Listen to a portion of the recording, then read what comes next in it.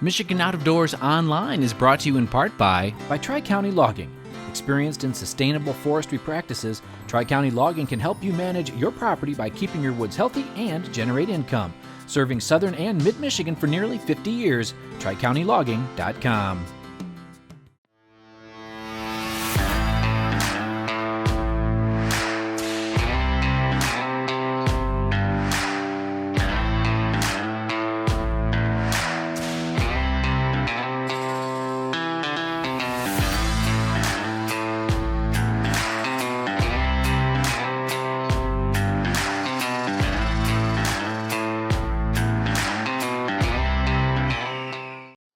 Hi everybody, welcome to Michigan Out of Doors. I'm Jenny Silik and we've got an exciting show in store for you. It's all about deer hunting this week. Now a couple of weekends ago it was the Liberty Deer Hunt. That's a special hunt for youth deer hunters and disabled deer hunters. I was able to spend some time in the woods with a disabled hunter. You won't want to miss that story. We had an incredible time in the woods, and Jimmy's got a special youth deer hunt in store for us this week.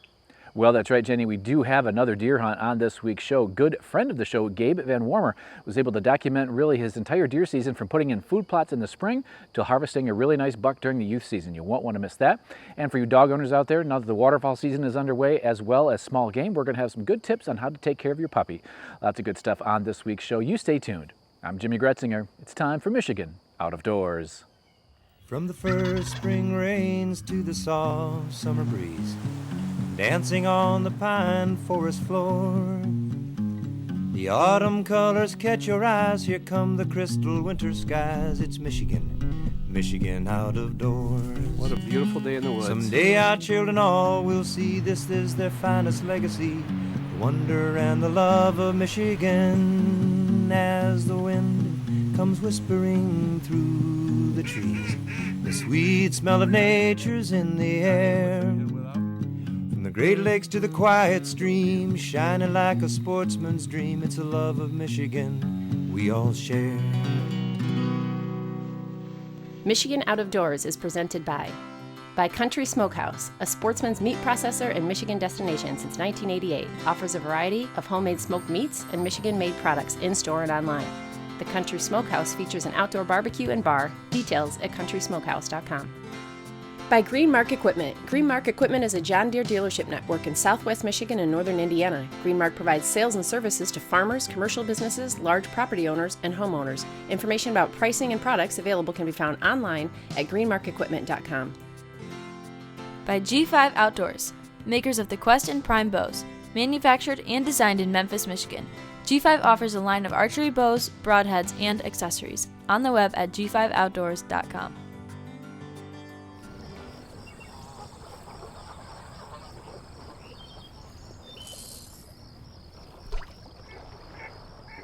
This moment brought to you by DTE's Clean Vision. Ray and Carolyn Edwards have a beautiful piece of property in the Brighton area that they manage for whitetails. Amazingly, the Edwards never hunt here. They get more joy from sharing the land with others. Over the years, lots of folks have had success here. For this year's Liberty Hunt, Ray invited Matthew Kind out to the land. I'm a C6 incomplete, which is cervical 6th vertebrae, which is just below the neckline. So I'm paralyzed from here down, pretty much chest down.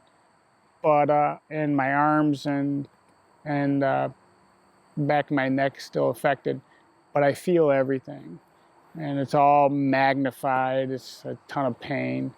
I still feel everything, but it's not the right way. Back in 2008, so almost 15 years ago, I was on vacation down in Mexico, Cancun, and I was took a run on the beach, because I used to run a lot. And I got done, and I wanted to cool off, so I just went into the water. And a wave kind of came out of the corner, so I'm told by the people who saved me. It picked me up and brought me down, kind of brought me down head first. And I had an angle and broke my neck right there. And I was awake. I knew everything that was going on, but I couldn't move. Everything just went numb. And a lady rolled me over, and she told me when to breathe because the waves were crashing. And she got me back in, and her sister held me in shallow water until the lifeguards and a board got there. And they ended up living less than 5 miles from me, and they're both ER nurses. They live in Michigan. They live in Farmington, yeah. Wow. So Can you believe keep it? in touch with them? Yeah, it's been a few years, but yeah, her name is Ruth, and thank you, Ruth. After waiting out a downpour, Matthew was able to head out to the blind. One of his lifelong hunting buddies was joining him today. My brother Sean, he's the next one up, and then we have an older one, Barry. Sean's been my advocate since this has happened. He gets me out in the woods and keeps me hunting. The three of us started hunting when we were in our early 20s, and something that the three of us have done our whole lives together. Well, first and foremost, it's a day with my brother. You know, that's the big thing. Sean and I have been hunting together since we were 20. And so getting out here with the brother, that's probably the biggest thing. Second thing is having the mobility to get all the way out in the woods. A lot of us are really stuck to concrete, you know, smooth surfaces, so we can move around better. So getting in the grass and getting out in nature, that's pretty wonderful. For me, my hands are very weak. I have about 25% strength and about 50% strength. So, and I don't feel my fingers, so I have to use the bad finger to pull the trigger with, and it's hard to feel the trigger. So I just really gotta pay attention to that. And I can't hold the gun like a regular person, so we prop it up on sandbags, and I put this hand on top to keep the kick back. We've got it down pretty good to where, you know, the scope doesn't kick and hit me. Well, today is the disability hunt, so it's in the beginning, so the deer are not skittish, so that's kind of cool. We're out here at Ray Ray's place, and I'm told there's some big bucks out here, and I'm supposed to be looking for an 8-point or better, so that's what I'm looking for today. I'm using my brother's gun. It's a 350 Legend. So it doesn't have a ton of kick, but it really knocks them down. I used it last year, and it fell right over pretty much. Unbelievably, we had only been sitting for a few minutes when this bachelor group of 3 bucks moved out of the woods and into view at the edge of the food plot we were hunting. They were off to Matthew's far right-hand side, in perfect range for a left-handed shot, but Matthew is right-handed, and moving his shooting table to adjust at this point was out of the question. The good news was that they looked like they were planning to move out into the food plot more, which would put them in front of Matthew. With hearts pounding, we just had to wait. The waiting game is nothing new for Matthew. Patience is something he has had to master since his accident. It takes a lot of patience. You know, when I was first injured, I couldn't move anything. All I could do was hear and talk. I couldn't even see. The swelling was so bad that I couldn't see.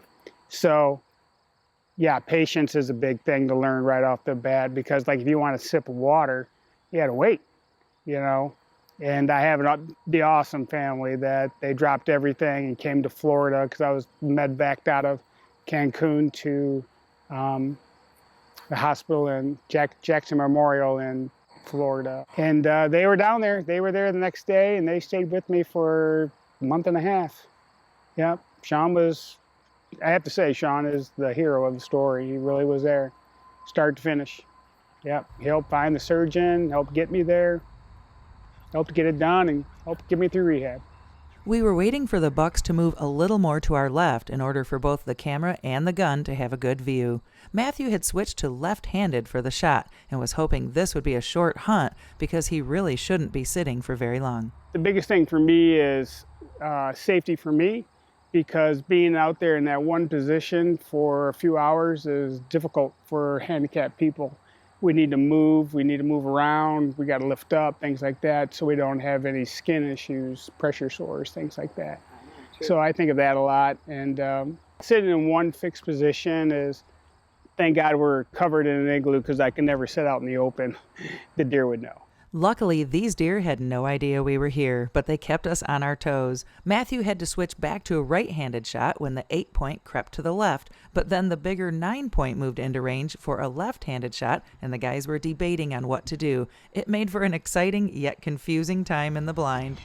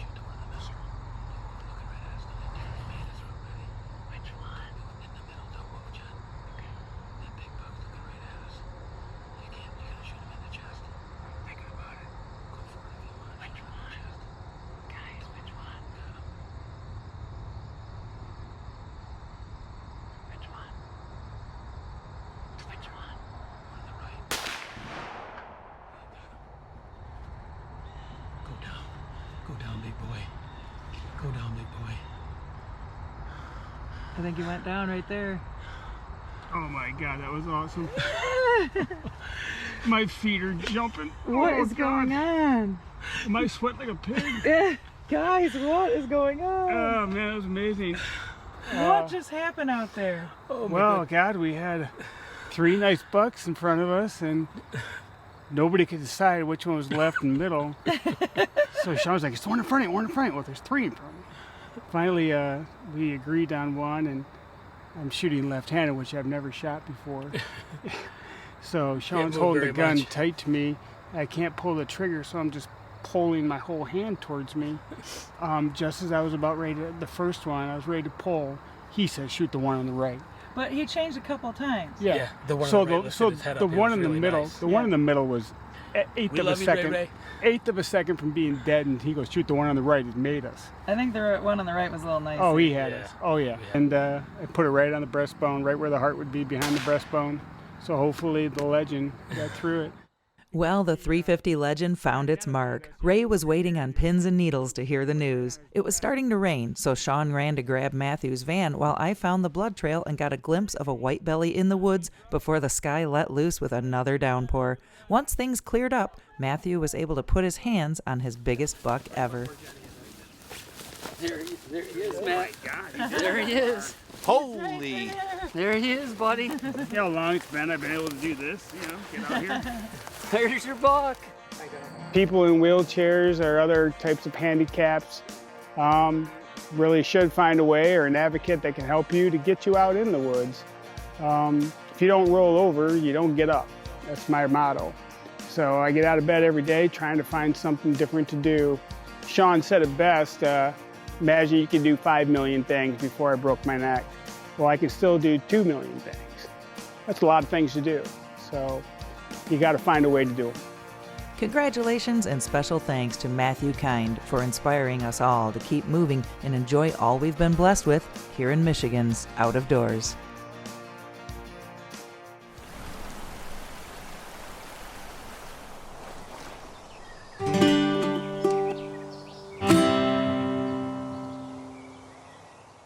Well, in our next story, we're going to show you Gabe Van Wormer's hunt, and really what goes into a good youth season can really start back in the spring by putting in food plots. It can be quite a process, as you're going to see in this next story.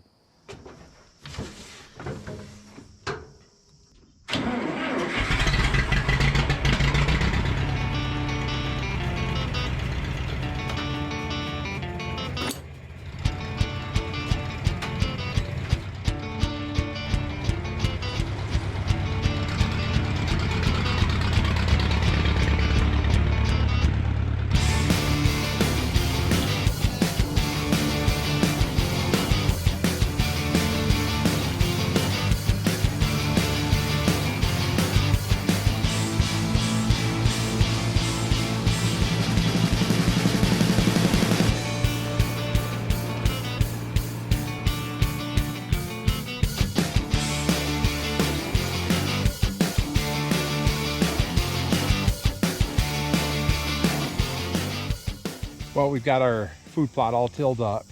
It hasn't been tilled up in quite some years. And the last time I did it was with an ATV plow that worked really good.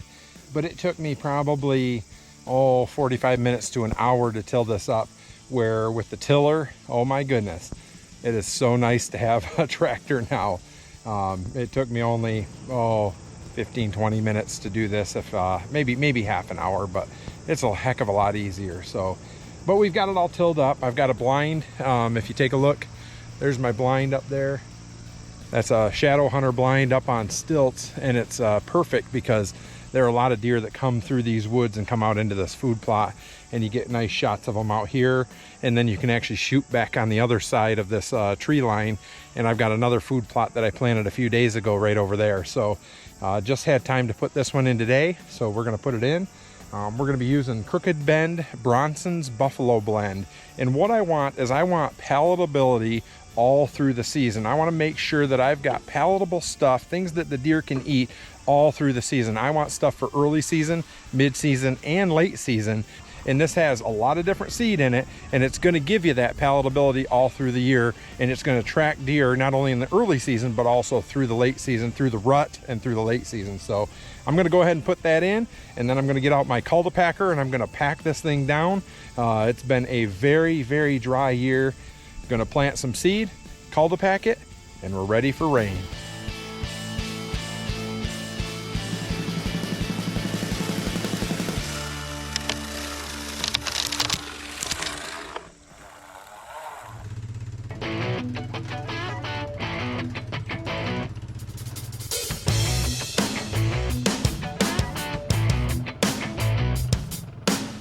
Well, the food plot looks awesome with a little bit of help from the big John Deere, and ATV pulled Packer Max. That's a rotomolded plastic Cultipacker. You fill it with water, or you can fill it with sand and make it even heavier, but that thing does a fantastic job. It's made right here in Michigan, and what that does is it helps you get good soil to seed contact and also helps you retain moisture. I've got another food plot right on the other side of this fence row that I planted just a couple days ago, and it's germinated beautiful. So now that this food plot's done, we're on to the next one, and it's only a matter of praying for rain.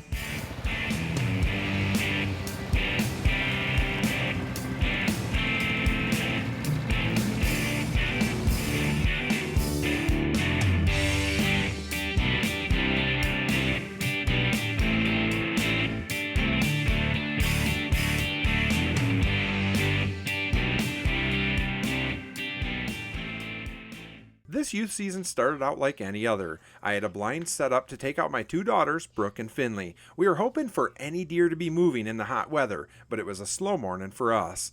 But my 15-year-old son Reed decided he wanted to hunt from home because we had been seeing a true Michigan giant around our neighborhood. He wanted to hunt near one of the food plots he had planted in hopes that the deer would leave the beans, walk through the woods towards the food plot on the way to bed down. He hung in his Latitude tree saddle as dawn broke and deer started moving off the field and into the woods.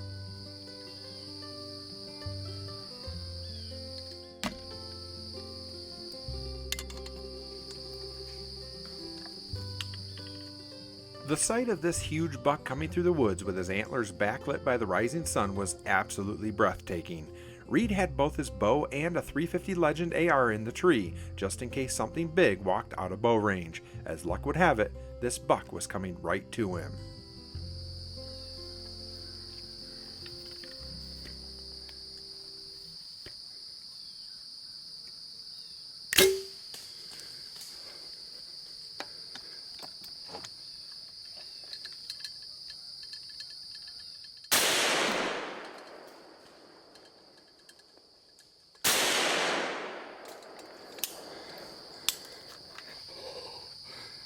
He's down.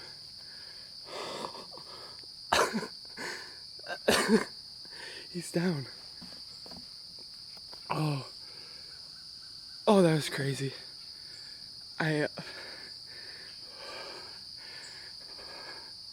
He was way farther than I thought, and I shot with my bow and missed him shot right, and it dropped right below him, and I must have misranged it. I couldn't get out my rangefinder. And he stopped, he bounded off, and I pulled up, I grabbed the .350, right here. Got on him, shot him, he ran, and I managed to get a second shot on him, and I think I hit him on the second shot too. And he's down right over there. Look at that deer. Wow. I shot him just right over there. I actually missed him with my bow because I misranged him the first shot. And I misranged him by, I got all excited, I misranged him by quite a bit, and I missed by quite a bit. But luckily I was able to get the AR up in time and get a few shots off, and he didn't go maybe 50 yards, 75 yards. He didn't go far at all. And that is a beautiful deer.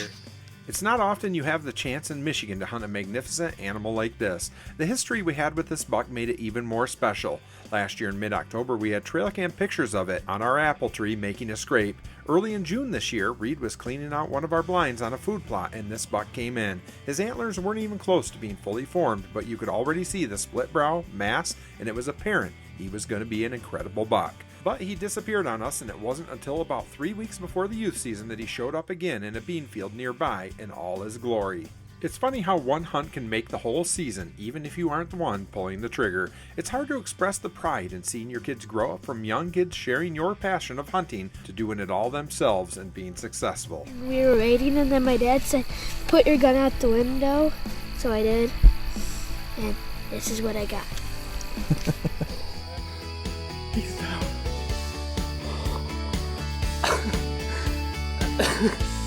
He's down. Well, with the waterfowl season underway for the early goose season as well as the small game season, a lot of us are taking our dogs into the field. In this next story, we're going to show you some things that you can be doing to get ready for the upcoming season and better care for your dog. A few months back, we were able to cover an event up in Clare, Michigan titled Field Trauma and Triage for Bird Dogs. The event covered what signs and symptoms of trauma to be aware of in the field and what tools you should carry with you. So it's never a bad idea to have in your truck or even on your person if you have availability to do so, some kind of an emergency kit for your animal. I would make sure that you have different kinds of tools if you need something like a hemostat for pulling off ticks, or they make these handy little tick twister things now. Things like a flea comb even could be useful for getting burrs and things out of a hair coat. Bandaging material if you were to end up with some lacerations or wounds. Something that I don't think a lot of people would think about, but if your dog gets injured badly and is hurt and scared, making sure that you're protecting yourself and have a muzzle that fits your dog, that your dog is used to wearing, would be a good idea, even if it's just a basket muzzle. I also really like these super suit things that you can get, almost a neoprene suit for your dog that would cover up any wounds or things while you are having to transport them to a veterinarian. So the important thing to remember about flea and tick preventions is some of them, the topicals, are going to be more repellent, whereas a lot of the chewable forms of flea and tick prevention are going to work by killing them once they bite. So it's still really important to check your dog for ticks, because you can find ticks that have bitten and you can find them attached. Usually they should either be dead or dying because you have that tick prevention on board. And usually most of the tick preventions, they die within a time frame that tick wouldn't be able to transmit diseases like Lyme disease, but still checking your dog to make sure you get those ticks off is just a good plan after you've been out in the field. If you're finding engorged ticks, then maybe what you're using might not be working and you might want to regroup. The other thing that I think maybe goes a little forgotten is heartworm disease and mosquitoes, and making sure that they're on prevention for that, because we know that heartworm disease is a preventable disease, and once they get it, it can be really difficult and expensive to treat. So keeping them on monthly, year-round heartworm prevention is really important.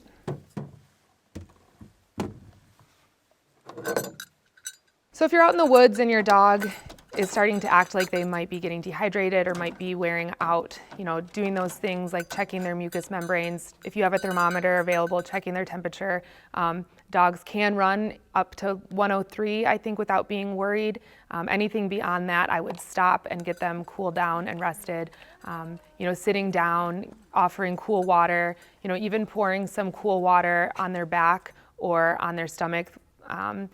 and staying away from using ice water. You don't want to cool them down too quickly. If they're panting, if they're kind of incoordinated, gum color is really important. Make sure that their mucous membranes in their teeth are nice and pink and wet. If you ever put your finger to their gums and it feels like the back of a sticky note, that's a sign that they might be starting to get dehydrated. I think it's really important when you're done hunting for the day and you say get back to the truck, and before you load the dogs up, making sure that you check them over, a really good exam head to toe, and look in their ears and in their paw pads and in between, checking for things like ticks, lacerations, burrs that might be really irritating, just to make sure that they're comfortable. Even just like palpating down a leg, all the legs for injuries and things like that. Small scrapes and wounds you might want to clean before you pack them up, just to get the bacteria out before you are doing some traveling. Anything that is bleeding excessively, or you can't stop bleeding with just some mild pressure, might require a veterinarian visit. Good luck to all of the bird hunters hitting the woods this year, and special thanks to Jill for giving us all a few tips on how to better care for our pups.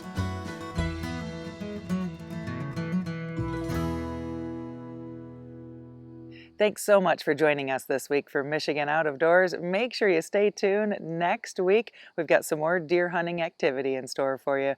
We'll take a look at early doe season. Jimmy was able to head out with the camera there. And I'll take you on a special hunt with the PATH organization. If you'd like to see where we are and where we're headed next, you can always check us out online. Well, that's right, Jenny. We do have a lot of stuff coming over the next several weeks. Make sure you are checking us out online, as well as our different social media platforms, YouTube, lots of places you can be checking us out, and make sure that you do get out and enjoy this time of the year. I say it all the time, but what a time of the year to be a sportsman here in the great state of Michigan. If we don't see you in the woods or on the water, hopefully we'll see you right back here next week on your PBS station. Michigan Out of Doors is presented by. Do you dream of somewhere bigger than your backyard? You can get there with Greenstone.